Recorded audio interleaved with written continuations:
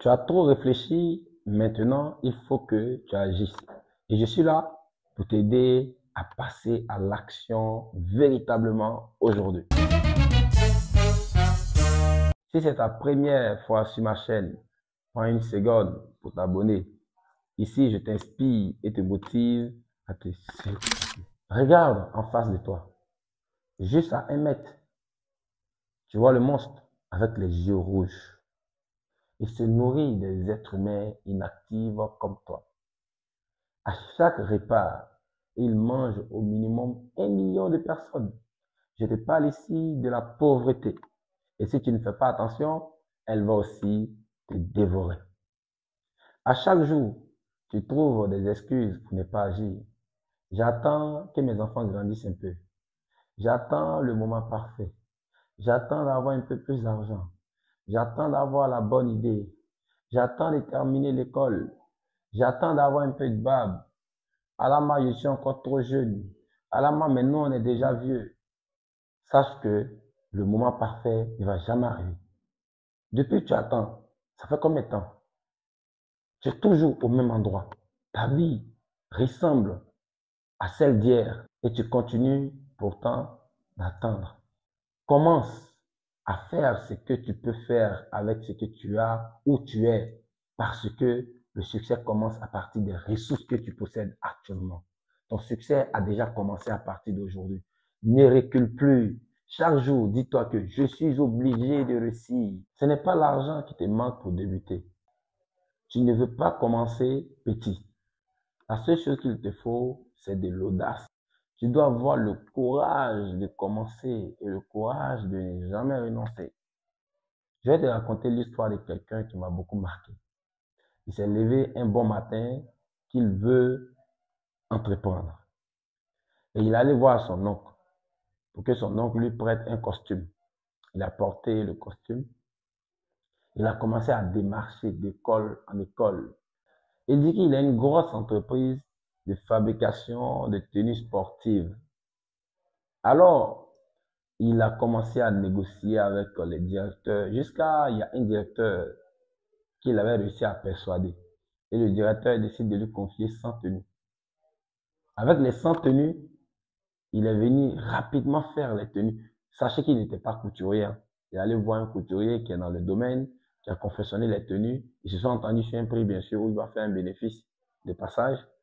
Et lorsque le couturier a fini de confectionner, dans le délai, bien sûr, prévu, il allait donner à l'école. Le directeur était tellement fier. Le directeur l'a confié les tenues de toute l'école, 1900 tenues. Quand il a fini ça, il est en train de chercher toujours des marchés. Il a même gagné des marchés auprès de la police, auprès de l'usine, de plusieurs usines, auprès de plusieurs autres écoles. Et toi, qu'est-ce qu'il te manque? Tu as simplement peur d'être ridicule. Tu ne veux pas entendre le mot non. Mais si tu ne veux pas entendre le mot non, tu ne peux pas réussir. Tout grand vendeur, c'est quelqu'un qui est fort dans l'absorption du mot non. On nous a déjà dit non à nous tous. Et on continue même de nous dire non. Mais quand on dit non, c'est comme s'ils avaient versé du carburant dans du feu. Tu t'inspires, tu dis waouh. S'il a dit non, c'est que le oui n'est pas loin. C'est comme ça. Tu dois foncer. Sache que celui qui veut agir trouve une raison pour agir. Et celui qui ne veut pas agir trouve une excuse pour rester inactif. Je ne te dis pas que ça sera facile. Je ne te dis pas que si tu entreprends, tu vas réussir. Je ne te dis pas que si tu entreprends, tu vas devenir riche. Mais si tu entreprends, tu as toutes les chances de gagner. Si tu essayes, peut-être que ça peut marcher. Mais si tu n'essayes pas, je peux te garantir une chose, tu as déjà échoué. Tu n'auras jamais toutes les réponses. Moi, quand j'étais dans l'armée et je voulais quitter, je n'avais aucune réponse. Même le jour même où je partais, mon binôme m'a demandé, Alama, tu t'en vas faire quoi? Je l'ai juste répondu, je m'en vais trouver un problème et apporter une solution. Je ne savais pas du tout ce que je venais faire. Je n'avais pas toutes les réponses. Et c'est de la même chose. Tous les entrepreneurs que vous voyez qui ont un grand succès, ils n'ont pas eu toutes les réponses avant de débuter. Tu te lances, les réponses viendront en haut. Écoute, même avec toutes les ressources nécessaires, même avec l'argent nécessaire et la bonne idée, il y aura une réponse encore qui va te faire défaut. Est-ce que ça va marcher? C'est ce que moi j'appelle le contrat avec Dieu. C'est comme l'entrepreneuriat, c'est un contrat, on signe avec Dieu.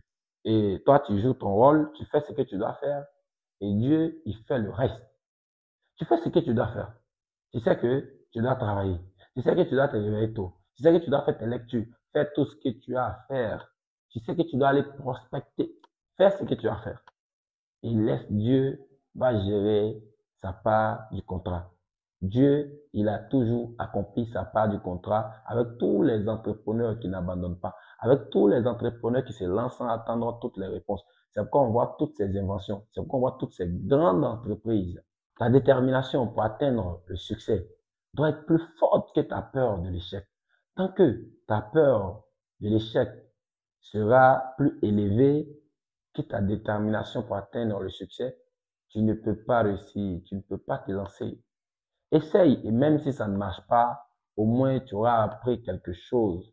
Au moins, ça va te donner un certain courage, une certaine volonté. Et il ne faut pas avoir peur de t'engager.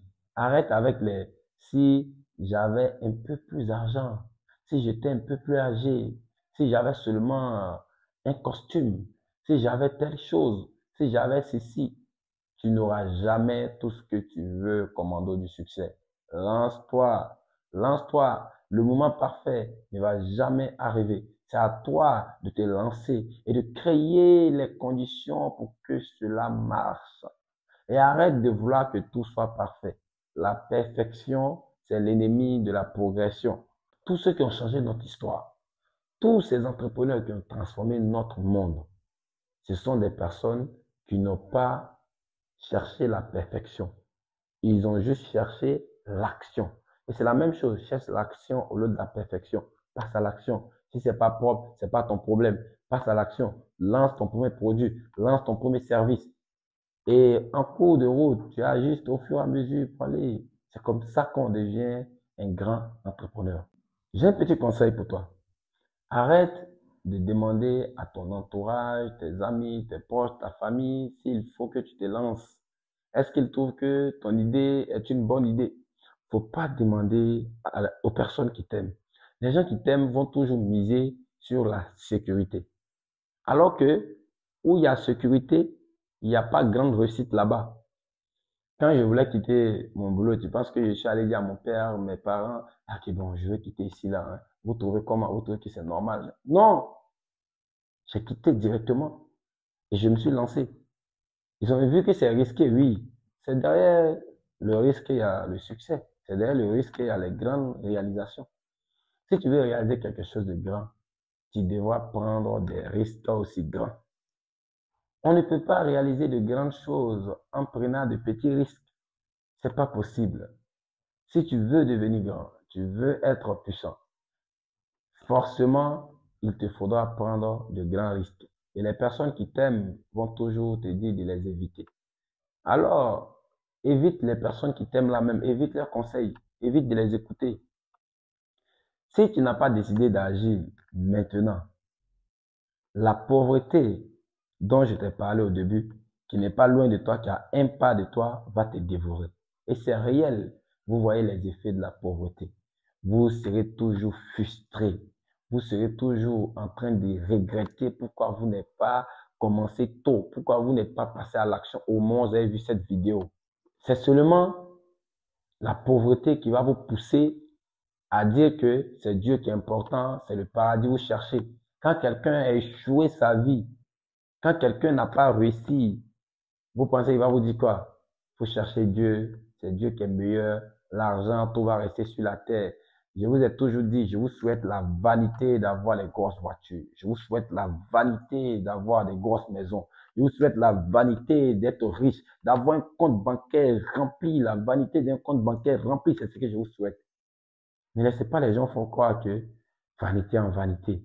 C'est seulement les pauvres qui courent derrière le paradis. C'est seulement les pauvres qui disent, oh, le paradis, le paradis. Alors qu'en réalité, aucun pauvre n'a sa place là-bas au paradis.